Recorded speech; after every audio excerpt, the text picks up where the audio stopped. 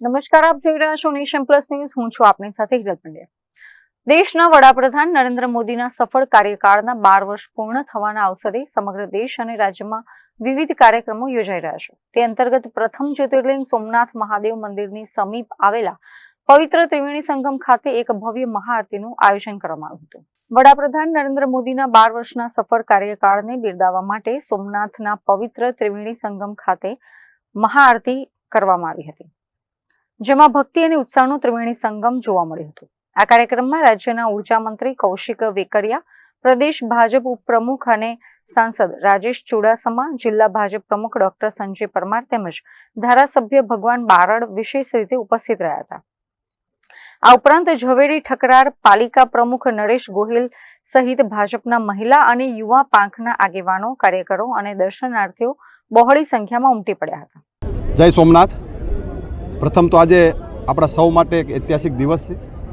જે રીતે મોદી સાહેબની સરકારના 12 વર્ષ પૂર્ણ થયા છે, સમગ્ર ભારત અને સમગ્ર વિશ્વ જેમની નોંધ લઈ રહ્યું છે એવા દેશના યશસ્વી વડાપ્રધાન આદરણીય મોદી સાહેબના જ્યારે સરકારના 12 વર્ષ પૂર્ણ થતા હોય ત્યારે એનું સંધાને ગુજરાત રાજ્યની સરકાર દ્વારા અને સંગઠન દ્વારા આપણા જે તીર્થ સ્થાનો છે તેમના ઉપર મહાઆરતીનું ખૂબ સુંદર આયોજનો કરવામાં આવ્યા છે. એનું સંધાને આજે ત્રિવેણી સંગમ જે સોમનાથ મુકામે એક ભવ્યથી મહાઆરતીનું એક આયોજન કર્યું છે.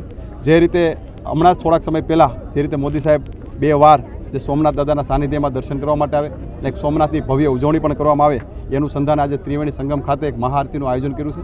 ખાસ કરીને આ આરતીની અંદર આ વિસ્તારના ધારાસભ્યો, આ વિસ્તારના સાંસદ સભ્ય શ્રી રાજેશભાઈ ચુડાસમા, અમારા જિલ્લા ભાજપ પ્રમુખ શ્રી અને સમગ્ર ટીમ સાથે મળીને આ વિસ્તારમાં સૌ સાથે લોકોએ મહાઆરતીનું એક સુંદર આયોજન કર્યું છે. ભગાભાઈ અને ધારાસભ્યશ્રી અને બધા જ મિત્રો સાથે મળી અને ભવ્યથી ભવ્ય મહાઆરતીનું એક સુંદર આયોજન થયું છે.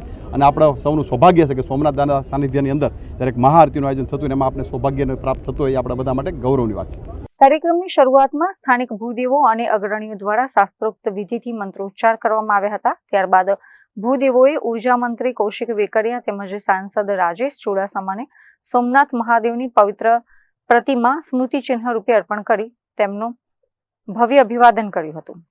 ત્રિવેણી સંગમનો કિનારો હજારો દીવડાઓના પ્રકાશથી ઝળહળી ઉઠ્યો હતો. સરસ્વતી સમુદ્રશ્ચ સોમે સોમો ગ્રહસ્તથા દર્શનમ સોમનાથસ્ય સકારા પંચ દુર્લભા.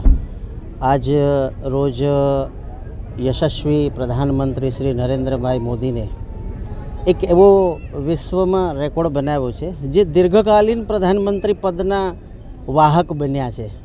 એટલે આ મોમેન્ટ ઉપર અહીંયા આજે શ્રી મંત્રી સાહેબ શ્રી વેકરિયા સાહેબ આવેલા, એમની ઉપસ્થિતિમાં અને ગીર સોમનાથ જિલ્લા ભાજપ સમિતિના બધા જ શ્રેષ્ઠીઓની ઉપસ્થિતિમાં મા ત્રિવેણીમાની આરતીનું આયોજન કરેલું અને ભગવાન સોમનાથને મા ત્રિવેણીમાને એવી પ્રાર્થના કરીએ કે આપણા પ્રધાનમંત્રીએ જે રીતે અત્યાર સુધી આપણા દેશને બહુ જ ખ્યાતિ પ્રાપ્ત કરાવી છે, ધાર્મિક દ્રષ્ટિએ, ડિપ્લોમેટિક દ્રષ્ટિએ, વ્યાવસાયિક દ્રષ્ટિએ, એટલે લગભગ બધા એંગલથી એમણે ખૂબ જ 12 વર્ષમાં ખ્યાતિ અપાવી છે.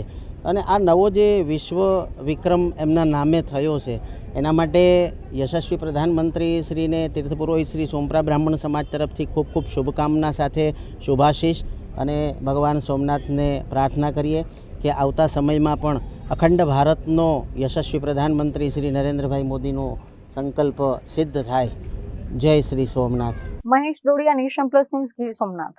સમાચારોનો સતત અપડેટ મેળવવા માટે અમારી નેશન પ્લસ ન્યૂઝની યુટ્યુબ ચેનલને સબસ્ક્રાઇબ કરો, બેલ આઇકન દબાવો અને જોડાયેલા રહો ફેસબુક, ઇન્સ્ટાગ્રામ અને ટ્વિટર પર.